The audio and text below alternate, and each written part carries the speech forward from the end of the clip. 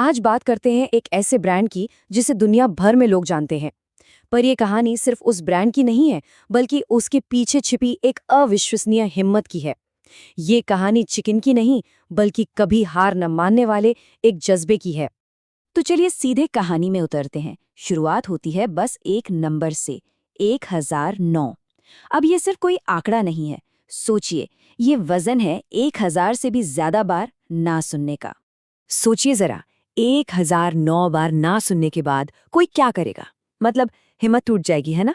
या फिर भी कोशिश जारी रखेगा? चलिए पता करते हैं कि इस कहानी के हीरो ने आखिर किया क्या। तो उस चौंकाने वाले नंबर 1009 को समझने के लिए हमें थोड़ा पीछे जाना होगा और उस जिंदगी को देखना होगा जिसने उस पल को जन्म दिया। यहाँ एक बहुत ही दिलचस्प बात है कि खाने के साथ उनका रिश्ता किसी पैशन से नहीं, बल्कि एक मजबूरी से शुरू हुआ था, वो भी इतनी कम उम्र में। ये टाइमलाइन साफ दिखाती है कि उनकी जिंदगी दशकों तक संघर्ष से भरी रही। एक नौकरी से दूसरी, दूसरी से तीसरी, लेकिन कहीं भी एक ठिकाना, एक स्थिर सफलता नहीं मिली। सालों के संघर्ष के बाद जब वो 40 साल के हुए तो लगा कि अब शायद चीजें बदलेंगी। उम्मीद की एक हल्की सी किरण एक बिल्कुल ही अनपेक्षित जगह पे नजर आई। आखिरकार उन्हें वो चीज मिल ही गई जिसमें वो ना सिर्फ माहिर थे, बल्कि जिसे लेकर उनके अंदर एक जुनून था, और लोगों को उनका बनाया चिकन इतना पसंद आया कि वो फेमस हो गए। पर ठीक जब लगा कि अब सब कुछ सेट हो गया है, कामयाबी मिल गई है, किस्मत ने एक ऐसा मोड़ लिया कि सब कुछ खत्म हो गया। एक नया हाईवे बना और उनका रेस्टोरेंट रास्ते से हट गया। उन्हें उसे बंद करना पड़ा। वो वापस वहीं आ गए जहां से सब शुरू हुआ था। और यहीं से हम कहानी की शुरुआत में वापस आते हैं। एक 65 साल का इंसान जिसके पास अब लगभग कुछ भी नहीं बचा था। सोचिए, रेस्टोरेंट बंद हो चुका था, गुजारा हो रहा था थोड़े से सरकारी पैसों पर। उनके पास बस एक ही कीमती चीज बची थी, उनकी सीक्रेट फ्राइड चिकन रेसिपी। और उन्होंने उसी एक चीज पर अपना सब कुछ दांव पर लगाने का फैसला किया। तो उन्होंने एक नया सफर शुरू किया। इस बार अपना रेस्टोरेंट बनाने के लिए नहीं, बल्कि दूसरों को अपने स्वाद की ताकत पर यकीन दिलाने के लिए।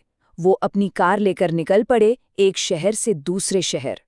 और जानते हैं उन्हें कितनी बार नहीं सुनना पड़ा? 1009 बार। पूरी 1009 बार उन्हें रिजेक्ट किया गया। हम में से ज्यादातर लोग तो शायद 5वीं बार में ही हार मान लेते हैं। और यहीं पे कहानी पूरी तरह पलट जाती है। 65 साल की उम्र से पहले की जिंदगी और उसके बाद की जिंदगी में जमीन आसमान का फर्क था। उनकी असली विरासत तो उस उम्र के बाद बनी जब ज्यादातर लोग रिटायरमेंट के बारे में सोचते हैं।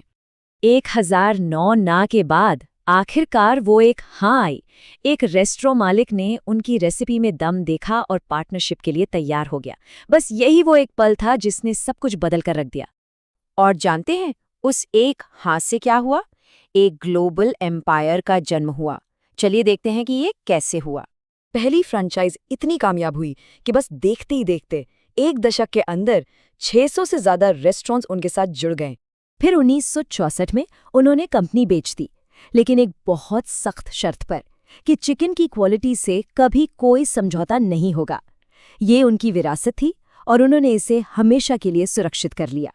और नतीजा, आज वो सड़क किनारे का एक छोटा सा रेस्टोरेंट एक ग्लोबल ब्रांड बन चुका है।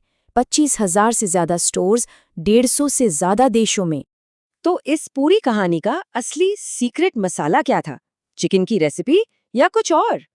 कर्नल सैंडर्स की जिंदगी एक जीती जागती मिसाल है कि सपनों को पूरा करने की कोई उम्र नहीं होती, और फेलियर वो तो मंजिल का बस एक हिस्सा है, अंत नहीं। ये शब्द उनकी पूरी जिंदगी का निचोड़ है।